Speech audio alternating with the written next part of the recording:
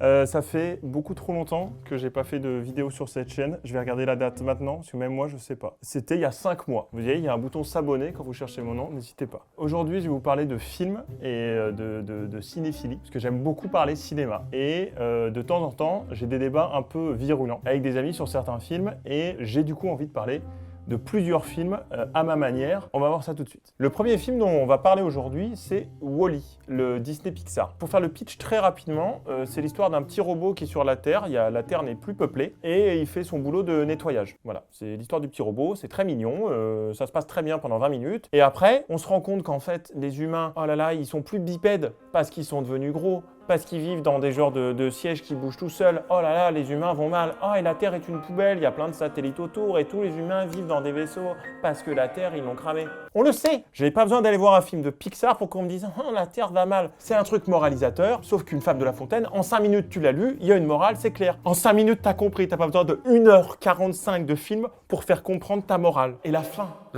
À la fin, Wall-E, comme il y a eu des événements, il a perdu la mémoire. Et il y a un autre robot meuf, là, qui est amoureux de lui, là. Il ne peut pas faire grand-chose, à mon avis, mais bon.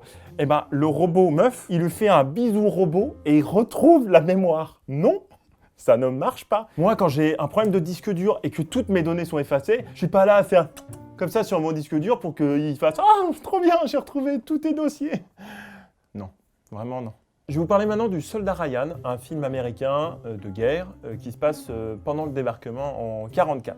Le pitch, c'est les États-Unis d'Amérique. Ils se rendent compte qu'il y a une famille, les Ryan. Toute la famille est morte sauf un fils. Et du coup, ils se disent pour sa maman, on va aider et on va sauver son dernier fils parce que c'est trop triste la guerre. Encore une fois, c'est une belle histoire, mais pas sur 2h50. Tu fais pas un film de guerre sur 2h50 où les mecs doivent aller chercher un mec. Non, je ne comprends pas. Le truc qui m'horripile aussi, c'est les films américains sont pro-américains. Genre, si on n'avait pas été là, la France n'aurait pas été libérée, nous sommes les sauveurs de l'Europe. Évidemment que si les Américains n'avaient pas été là, on serait bien dans la merde. Et aujourd'hui, je pense qu'on passerait plus le bac d'allemand que le bac de français. Genre, t'es à l'oral, t'es là, oh, bonjour, je suis Madame Bovary, tout ça.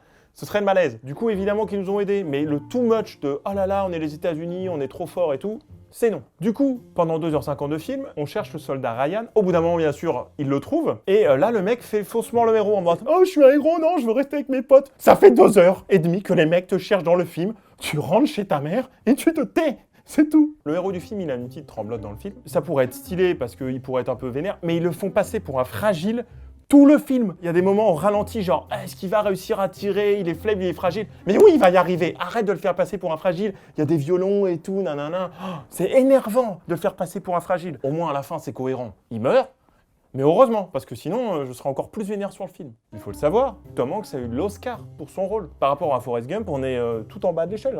C'est pas mérité. C'est pas mérité.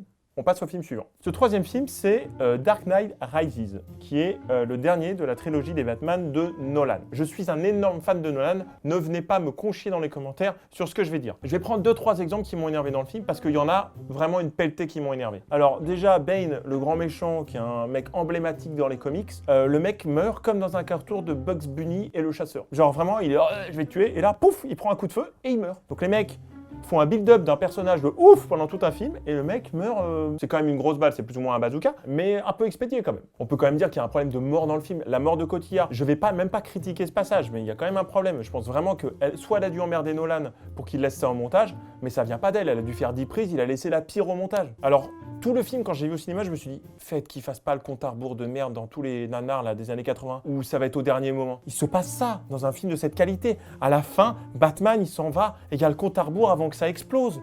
Comme dans les nanars des années 80. C'est le truc qui me rend le plus ouf. On ne fait pas ça dans ce genre de film, ça gâche tout. À la fin du film, je vais même pas spoiler, mais...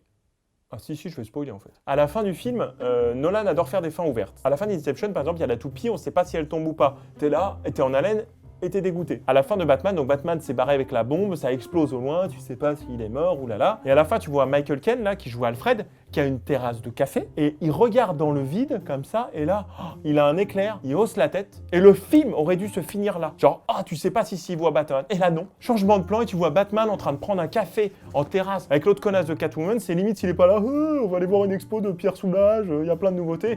Non, tu finis pas un film comme ça m'énerve. Et en plus, ça va encore plus loin, parce que dans le film, il y a un flic qui est pote avec Batman, et du coup, Tu te rends compte que ce flic, il y a un gamin, il dit « Ah, c'est sympa, votre deuxième prénom, c'est Robin. Oh là là, c'est Robin, de Batman et Robin. » Et du coup, ça se finit sur un plan de ce mec dont tu t'en fous dans tout le film, qui rentre dans la Batcave et qui est là « Ah, c'est peut-être le futur Batman. » Vraiment, je sue tellement, ça m'énerve. N'hésitez pas vraiment à commenter et à dire vos avis sur ces films. N'hésitez pas même à me dire ce qui ne va pas dans ce que j'ai dit. Hein. Vraiment, je veux du débat sur ces films-là. Mais je resterai bloqué sur mes opinions. Hein. Vraiment, vous ne me ferez pas changer d'avis. J'espère que ce concept vous a plu. J'ai envie de le décaler sur beaucoup d'autres films et aussi en musique. Donc n'hésitez pas à me dire ce que vous en pensez. D'ici là, moi je vais regarder le season final de Bob l'éponge. Et puis on se tient au jus. À très vite.